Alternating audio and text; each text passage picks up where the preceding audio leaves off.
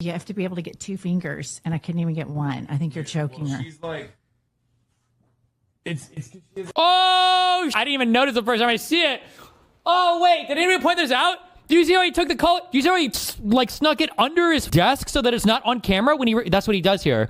I thought that he was, I thought he was losing his collar, but he's not. He's taking it off, and then he hides it on the bottom left of his desk. Oh, I didn't notice that the first time I saw it. I watched on my phone. Watch. here,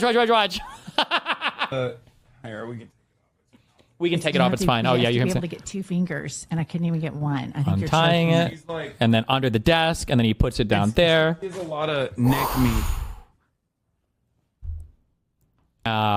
Good one. Yeah, because he doesn't want her to see that it's a shot collar. Debunker did it? Oh, okay, gotcha. I don't know who that is, but... Every movement becomes a statement, every silence a confession. On the digital stage, where millions gather to witness the smallest gestures of strangers, the body itself becomes narrative. It was within this new kind of theater that a moment occurred, the quick bending of a wrist, the soft hiding of an object under a desk, that would set off a storm not because of what was proven, but because of what was perceived. The stream rolled on, as it always did.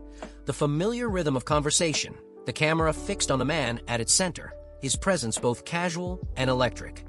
But the gaze of the audience is not neutral. It does not simply receive, it excavates. Viewers become detectives, critics, historians. They rewind, they slow, they replay. The act of watching becomes the act of constructing meaning. And when Destiny, another figure in this vast and strange ecosystem, noticed the flicker of a hand and the quiet disappearance of an object, the internet's great machinery of speculation roared to life.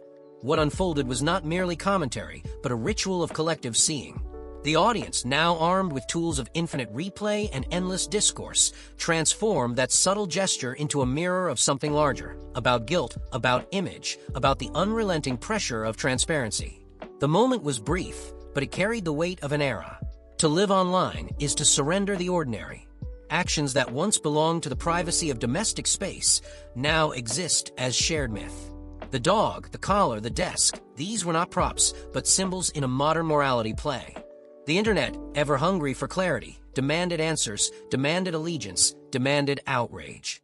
Yet beneath the frenzy lay a more complex truth, that we, the audience, no longer watch for information, but for affirmation. We look not to understand what happened, but to confirm what we already believe.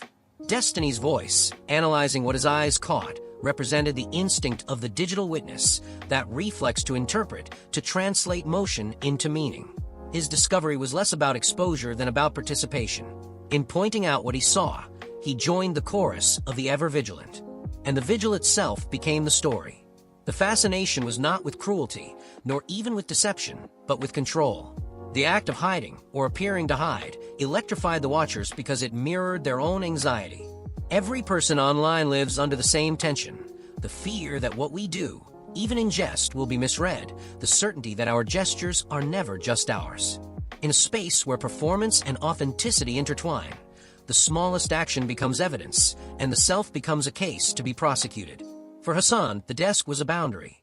It marked the border between what was public and what was private, between the man on camera and the man at home. In sliding his hand beneath it, he was not merely concealing an object, but asserting that something, anything, might remain unseen. Yet the internet allows for no such boundaries. The camera's eye is relentless, and the audience's curiosity is infinite. The debate that followed was not about the object itself, but about the nature of visibility. What does it mean to hide something in plain sight? To live in a state where every gesture is archived, replayed, judged? The crowd demanded an explanation, but explanations are useless in a culture that no longer believes in ambiguity. We have trained ourselves to crave resolution, to sort every image into good or evil, truth or lie. But real life resists that clarity. It exists in the small, messy spaces in between. Destiny's observation ignited something because it appealed to that primal hunger for revelation. We live in an age of exposure, and to witness someone caught, even in the most banal act, satisfies a moral appetite older than social media itself. It is the same instinct that fueled gossip circles, public trials, the whispered stories of kings and courtiers. The internet did not invent scandal, it simply democratized it. Yet there is also a deeper sadness to the scene. The more we watch, the less we see. Our attention, fragmented and frenetic, flattens complexity.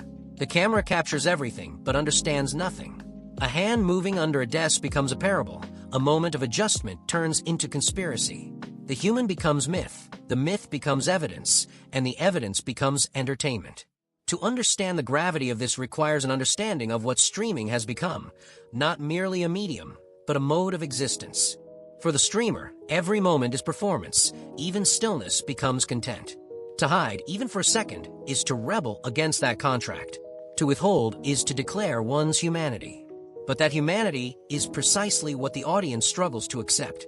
There is something cruel about the way the internet loves its icons. It demands authenticity, but punishes imperfection. It elevates the individual only to dissect him. The same crowd that cheers will later rewind the footage, freeze the frame, and ask what else he's hiding. This cycle of devotion and suspicion is the heartbeat of the parasocial age. And when Destiny, in his measured tone, pointed out what others missed, he was both feeding and diagnosing that hunger. The moment of the hand slipping beneath the desk was small enough to miss, yet it exposed the entire architecture of digital celebrity. It showed how power operates in visibility, how every movement can be read as performance, how the distance between intention and interpretation collapses under the pressure of a million watching eyes. What mattered was not what happened, but how it looked, and who got to define the meaning of that look. Destiny's gaze, trained by years of debate and observation, found what others overlooked. He slowed the footage, he noted the angle, he invited his audience to see. But in doing so, he also revealed the anxiety of our time, the belief that truth lies hidden in pixels, waiting to be decoded. We no longer ask what someone means, we ask what they meant by their posture, their tone, their timing. Meaning has become an investigation. This new kind of seeing carries its own violence. It transforms empathy into scrutiny. The human being becomes evidence, the moment becomes exhibit. And those who watch become participants in the machinery of accountability, but without the patience of justice. The internet demands verdicts, not understanding. It rewards outrage, not reflection. In the unfolding debate, no one spoke about the loneliness of being visible. No one considered what it means to live a life where every kindness, every mistake, every flicker of discomfort is public property. To be a streamer, to live under that gaze, is to exist without shadows, is to perform oneself even when one longs for silence. The irony is that the camera, once a tool for connection, now enforces isolation.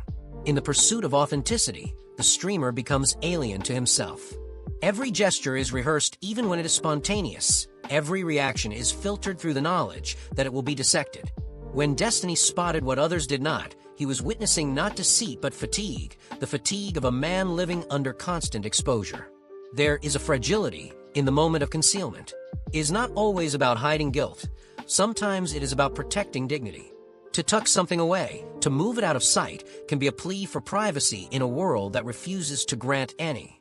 The audience sees secrecy, the subject feels survival.